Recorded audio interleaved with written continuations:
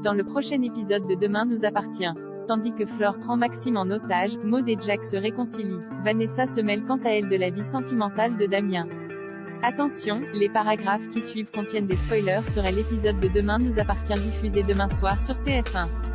Si vous ne voulez rien savoir, ne lisez pas ce qui suit. Jeudi 10 février dans Demain nous appartient. Flore prend Maxime en otage en quête de vengeance. Flore a commis l'irréparable en tirant une balle dans la tête d'Alex. Transporté en urgence à l'hôpital, l'ostréiculteur est entre la vie et la mort. Plongé dans le coma, il voit sa vie défiler devant lui et se remémore son mariage avec Chloé, la naissance de Céleste ou encore des moments de bonheur partagés en famille. À quelques pas de là, Chloé, Judith et Maxime attendent dans les couloirs de l'hôpital avec inquiétude. Bien que le pronostic vital d'Alex soit toujours engagé, la balle a rebondi sur la boîte crânienne et est ressortie. Si le cerveau n'a pas été touché directement, il a été endommagé par des éclats osseux et un gros hématome s'est formé entre l'os du crâne et les méninges. Comme il continue de grossir, Alex sera opéré par Renaud dans le courant de la journée. Quand Maxime demande si son père a des chances de survivre, Marianne répond qu'elle ne le sait malheureusement pas, surtout qu'il s'agit d'une opération délicate et risquée. Au commissariat, Damien informe le commandant Constant que la balle qui a touché Alex a été tirée avec la même arme que celle ayant servi à tuer Andrea Delmont. Flore s'étant lancée dans une vendetta contre les Delcourt, Martin craint qu'elle ne s'arrête pas en si bon chemin. C'est pourquoi, il a mis toute la famille sous protection jusqu'à ce que Flore soit derrière les barreaux.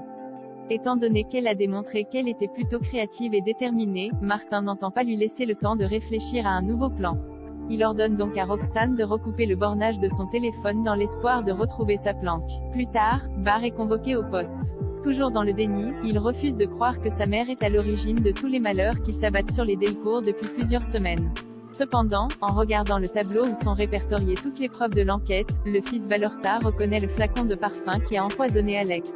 Il explique alors aux policiers que cet objet appartenait à Arnaud et que sa mère le gardait en souvenir.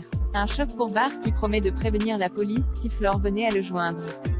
Pendant ce temps, les docteurs Dumas et Daunier procèdent à la craniotomie d'Alex afin d'évacuer son hématome extradural. De son côté, Chloé panique et craint que son mari ne survive pas à cette opération. Pour la rassurer, Marianne déclare que Renaud et William savent ce qu'ils font et l'encourage à garder espoir en précisant qu'il a une chance de s'en sortir. La nuit tombée, les Delcourt attendent des nouvelles d'Alex qui est au bloc depuis 5 heures. Ayant besoin de prendre l'air, Maxime sort faire un tour et manque Renaud qui informe le reste de la famille que l'intervention s'est bien déroulée. Malgré tout, Alex n'est pas encore sorti d'affaire et les prochaines 48 heures seront décisives. En parallèle, Maxime se dirige vers sa voiture lorsqu'il tombe nez à nez avec Flore. Au moment où elle pointe son arme sur lui, Maxime tente de la convaincre de se rendre mais sans succès. En effet, Flore compte quitter Sète au plus vite en le prenant en otage. Maud et Jack se réconcilient bien qu'elle n'ait pas été sélectionnée pour le concours d'éloquence. Mona est déterminée à y participer, et cela tombe bien puisqu'avec le désistement de Maud, il reste une place à prendre. Dans la mesure où elle n'a pas pu assister à l'exercice pratique du spoon, Mona décide de le recréer à sa façon avec la complicité de son fils. En parallèle, Maud raconte à sa mère qu'elle ne veut plus participer au concours car Jack la déteste. Même si elle comprend la situation, Raphaël lui fait remarquer que ce n'est pas pour autant qu'elle doit renoncer à ses engagements. Elle enjoint donc sa fille à faire son dernier discours pour dire à Jack ce qu'elle a sur le cœur avant de renoncer définitivement au concours. Pour sa part, Mona montre la vidéo de son exercice à son professeur mais François a bien saisi qu'elle avait triché. Il signale alors que le but de cet exercice est de donner aux jeunes des outils qui serviront tout au long de leur vie avant d'ajouter que le concours sera plus profitable à des adolescents. Comme elle l'accuse de faire de la discrimination, François lui met une heure de colle. Plus tard, Maud fait son discours sur les amours impossibles. Touché par les mots de sa camarade, Jack attend la fin du cours pour lui présenter ses excuses. Ayant fait la même chose qu'elle avec Adrien, il s'en veut de ne pas avoir été plus compréhensif. Résolue à mettre tout ça derrière eux, Maud garantit qu'elle n'est plus amoureuse de lui et lui propose de redevenir amie.